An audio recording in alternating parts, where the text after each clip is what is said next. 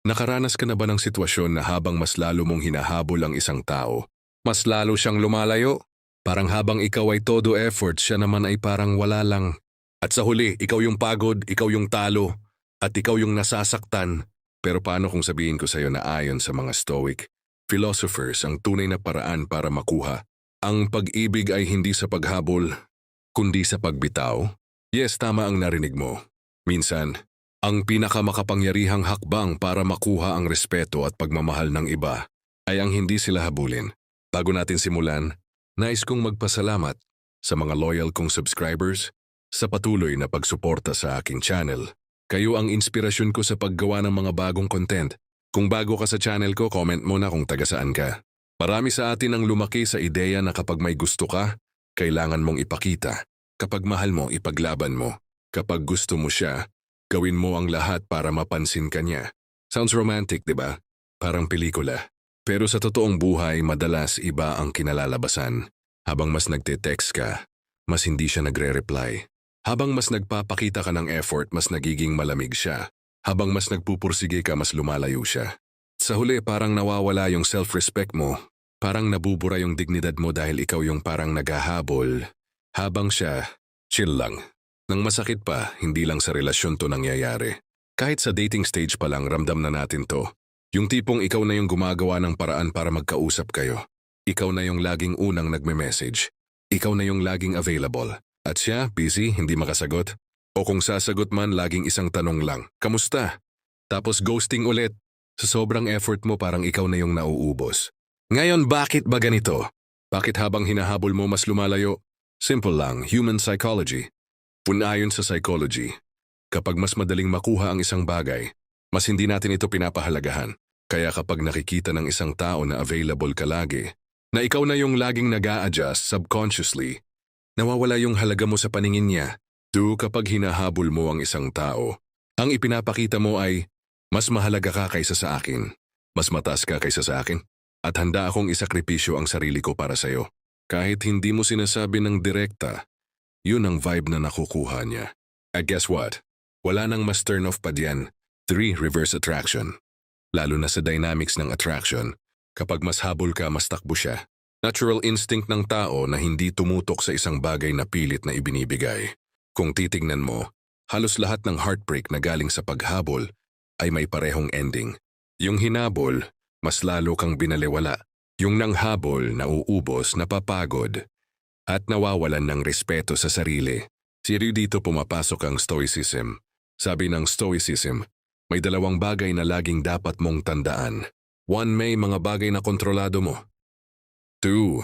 At may mga bagay na hindi mo kontrolado. Guess what? Hindi mo kontrolado kung magugustuhan ka ng isang tao.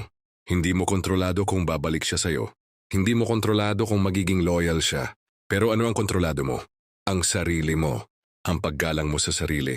Hanggang desisyon mong huwag habulin ang isang bagay na hindi para sa'yo. Marcus Aurelius once said, "If it is not right, do not do it. If it is not true, do not say it." Pwede nating dagdagan. If it is not yours, do not chase it. Yun ay tunay sa wisdom ng Stoicism. Ay hindi pag-alis sa pagmamahal, kundi pag-alis sa pagiging alipin ng paghabol. Kapag hinabol mo ang isang tao na hindi interesado, nawawala ang kapangyarihan mo. Pero kapag pinili mong tumayo, maghintay, at manatiling totoo sa sarili mo, mas lalo kang nagiging attractive. Bakit? Dahil ang tao ay naa-attract sa confidence, hindi sa desperation. Naa-attract sa self-respect, hindi sa self-sacrifice. Naa-attract sa taong kayang magsabing, kung para sa akin ka, mananatili ka. Kung hindi, hindi ko kailangang pilitin. Na-experience mo na ba yung tipong wala ka namang ginagawa, pero mas lalo siyang lumalapit? Yung hindi ka nagpapakita ng sobrang effort, pero siya ang kusang naghahanap sa'yo. Kung minsan napapansin mo, habang mas relaxed ka, mas malapit ang tao. At ito ang sikreto, ang hindi paghahabol, ang pagiging kalmado, confident, at may sariling mundo ay mas nakakabighani kaysa sa lahat ng effort na pwede mong ibigay. Karamihan sa atin kapag may gusto tayo, iniisip natin, kailangan ko siyang ipaglaban. Kailangan kong ipakita kung gaano ko siya kamahal. Kailangan kong iparamdam sa kanya na siya lang. Pero sa sobrang focus natin sa pagpapakita, nakakalimutan natin ang isang malaking katotohanan. Kapag sobra kang nag-effort para makuha ang isang tao, Madalas ang epekto ay kabaligtaran. Halimbawa, yung lalaki na todo bigay ng flowers, chocolates, gifts araw-araw kahit hindi pa sila official. Sa huli, nauuwi lang sa sweet friend. Yung babae na laging available 24/7, parang wala ng sariling oras. Sa huli, nawawala yung mystery at excitement. Yung taong laging nag-a-adjust at sumusunod sa lahat ng gusto ng isa, nagiging predictable, boring at hindi na exciting. Nakakatawa kasi, iniisip natin na effort equals love. Pero sa attraction, effort without balance equals repulsion. Ngayon, bakit nga ba mas nakaka-turn off ang sobrang habol? One, kapag masyadong obvious na gagawin mo lahat, nawawala ang challenge. At alam mo na, psychologically, ito ay na-attract sa challenge at hindi sa giveaway. No, kapag ikaw ang habol ng habol, ang ipinapakita mo ay ikaw ang prize. Ako ang applicant, and guess what? Walang taong gustong maging prize ng isang taong hindi kayang tumayo sa sarili niya. 3. Ang sobrang habol ay nagmumukhang emotional neediness. At sa relationships, neediness kills attraction. Hindi dahil masama kang magmahal, kundi dahil mas nakikita niyang hindi ka buo bilang tao kung wala siya. Ito yung masakit. Kapag hindi ka marunong mag-step back, hindi lang attraction ang nawawala, kundi pati ang respeto. Ano ang sabi ng Stoics? Control what you can. Accept what you cannot. Sa dating at relationships, hindi mo kontrolado kung magugustuhan ka ng tao. Hindi mo kontrolado kung mananatili siya. Pero kontrolado mo kung paano ka magdadala ng sarili mo. Narito ang 3 Stoic principles na pwede mong i-apply. The Stoics believed in apatheia. Hindi ito pagiging manhid, kundi pagiging malaya sa emotional extremes. Kapag hindi mo hinahabol ang isang tao, ipinapakita mo na may control ka sa emosyon mo. Hindi ka alipin ng desire. Yan mismo ang nagbibigay ng aura ng confidence. 2. Sabi ng Stoics, dapat buo ka na bilang tao kahit wala ang iba. Hindi mo hinahanap sa ibang tao ang validation. Hindi mo hinahanap sa relasyon ang identity mo. Kapag nakikita ng isang tao na buo ka na, mas lalo kang nagiging attractive. Bakit? Kasi hindi ka clingy. Hindi ka dependent. Isipin mo to. Hindi mo kontrolado kung sasagot siya sa chat. Hindi mo kontrolado kung tatawagan ka niya. Pero kontrolado mo kung maghihintay ka buong araw o kung gagamitin mo ang oras na yon para i-improve ang sarili mo. Kapag pinili mong i-focus ang energy mo sa sarili mo, mas lalo kang nagiging valuable. Hindi lang sa paningin niya kundi sa paningin mo rin. Practical application. Instead of chasing attention, focus on building your own life. Work out, build your career, pursue your hobbies. Instead of over-messaging, give space. Dahil ang space ay nagbibigay ng chance para siya ang mag-initiate. Instead of proving your worth, live your worth.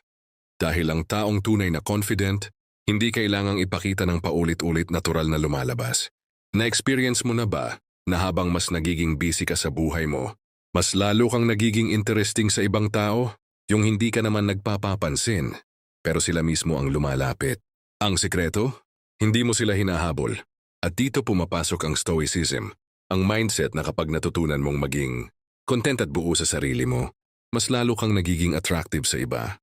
Kahit wala kang ginagawa, ang karaniwang maling akala sa relationships, kailangan kong ipakita na siya ang mundo ko para mahalin niya ako.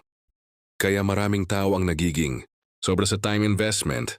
Lagi siyang inuuna kahit hindi naman reciprocated. Sobra sa emotional investment. Lahat ng feelings ibinubuhos kahit walang assurance. Sobra sa effort, binibigay ang lahat kahit wala pang commitment.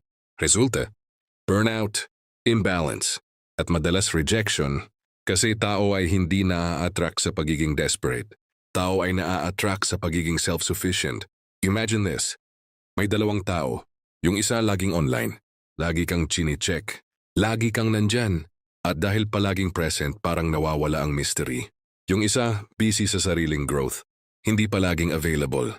Pero kapag nakikipag-usap, meaningful at genuine. Sino ang mas interesting? Halos lahat sasagot, yung pangalawa. Bakit? Dahil ang tao ay naturally drawn sa mga taong may sariling buhay.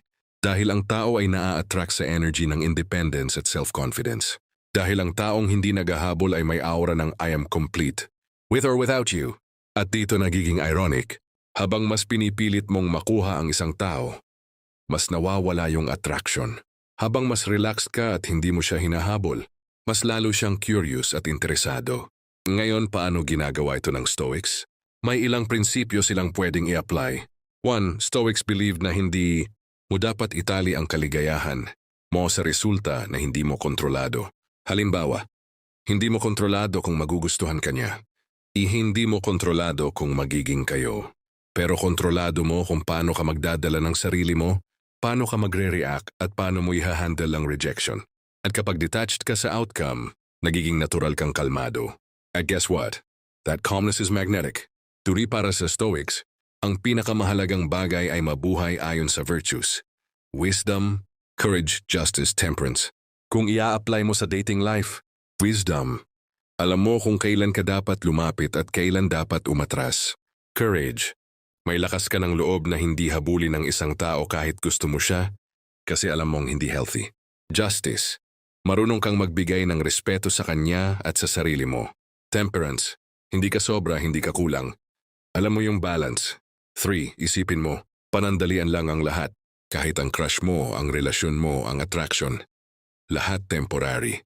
So bakit ka magsasayang ng oras sa walang katumbas na habol kung pwede mong gamitin ang oras na yon para mabuhay ng buo at makabuluhan? Kapag alam mong limitado ang oras, mas pipiliin mong i-value ang sarili mo kaysa humabol sa taong hindi naman interesado. Practical scenarios. Scenario 1, chatting. Instead of spamming messages, magpadala ka lang ng isa. Meaningful. Kung hindi sumagot, huwag mong habulin. Move on ka sa araw mo. Scenario 2, dating. Instead of trying too hard para magustuhan ka, focus on enjoying the moment. Kapag hindi nag-click, at least you learned. Scenario 3, relationship. Instead of losing yourself sa partner mo, keep your own hobbies, friends, and passions. Hindi lang ito healthy. Mas lalo ka ring nagiging attractive kasi may sariling mundo ka. May tinatawag na law of reversed effort. Kapag sobra kang nagpupursige, mas hindi gumagana. Parang tulog. Kapag pilit na pilit kang matulog, mas hindi ka makatulog. Ganon din sa love. Kapag pilit mong hinahabol, mas hindi mo makuha. Solution? Let go. At doon mismo, mas natural siyang dumarating. Kung sasabihin ko sa iyo na ang pinakamalakas mong weapon sa love at dating ay hindi ang pagiging gwapo, hindi ang pera, at hindi rin ang pagiging sobrang sweet, kundi ang kakayahan mong huwag habulin ng isang tao. Maniniwala ka ba? Ito ang sikreto ng mga Stoics. Ang tunay na attractive ay ang taong kayang magpigil, kayang maghintay, at kayang mabuhay ng buo kahit wala ang ibang tao. Tunin ngayon ka sa huling bahagi ng video na ito. Ipapakita ko sa iyo kung paano mo ito tuluyang magagamit sa totoong buhay. Karamihan ng tao, lalo na pag in love, natatrap sa cycle ng paghabol. Kung hindi siya nagre-reply, mas lalo mong gustong mag-message. Kung malamig siya, mas lalo mong gustong mag-initiate. Kung lumalayo siya, mas lalo mong gustong humabol. Dahil dito parang nawawala yung balance ng relasyon. Yung isa laging tumatakbo. Yung isa laging humahabol. Pero ang hindi naiintindihan ng marami, habang patuloy kang humahabol, lalo mong pinapababa ang sarili mong halaga. Kapag tuloy-tuloy kang habol, may tatlong malaking problema. 1. Nauubos ka. Lahat ng oras, energy at emotions mo, ibinubuhos mo sa isang taong hindi naman reciprocated. Ang ending, ikaw ang pagod, ikaw ang drained. Turisiyo, nawawala ang respeto. Tandaan, ang respeto ay hindi hinihingi. Ito ay kusang binibigay. Pero kapag nakikita ng isang tao na wala ka ng boundaries at wala ka ng sariling mundo, natural, mawawala ang tingin niyang value sa'yo. 3. Nawawala ang mystery. Attraction thrives on curiosity. Kapag palagi kang present, predictable, at obvious na sobrang habol, nawawala yung spark. Ito ang dahilan kung bakit napakaraming tao ang nauuwi sa heartbreak. Hindi dahil hindi sila lovable, kundi dahil hindi nila alam kung paano pigilan ang sarili sa sobrang habol. Ngayon, ano ang sinasabi ng Stoicism tungkol dito? Simple lang, huwag mong habulin ang hindi mo kontrolado. 1. Ayon kay Epictetus, some things are up to us, some things are not. Kung hindi mo kontrolado ang feelings ng ibang tao, bakit mo hahabulin? Ang kayang kontrolin lang ng Stoic ay ang sarili niyang actions, mindset at response.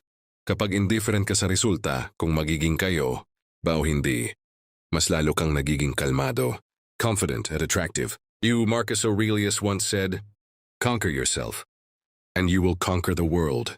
Kapag kaya mong pigilan ang sarili mong impulse na maghabol, napapakita mo ang pinakamalakas na anyo ng discipline.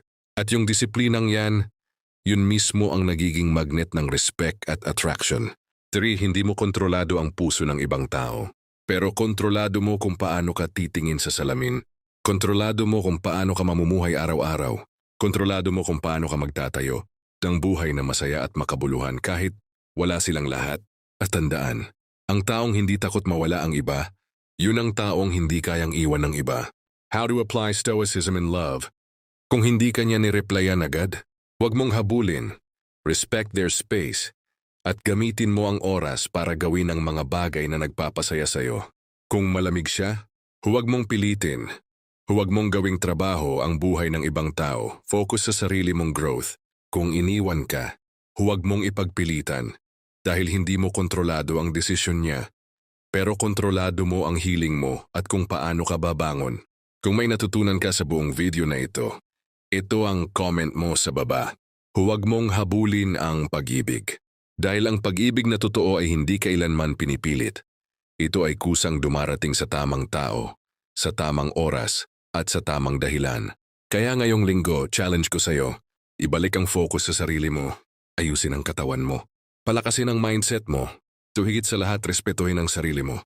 Dahil kapag ginawa mo yan, hindi lang pag-ibig ang makukuha mo, kundi ang respeto ng lahat ng tao sa paligid mo. Kung nagustuhan mo itong Stoic Dating Mindset Series, huwag kalimutang i-like, share at mag-subscribe at i-on ang notification bell para mas marami pa tayong mapag-usapan tungkol sa stoicism, self-growth at relationships. At tandaan, ang taong hindi naghahabol yun ang taong kusang hinahabol.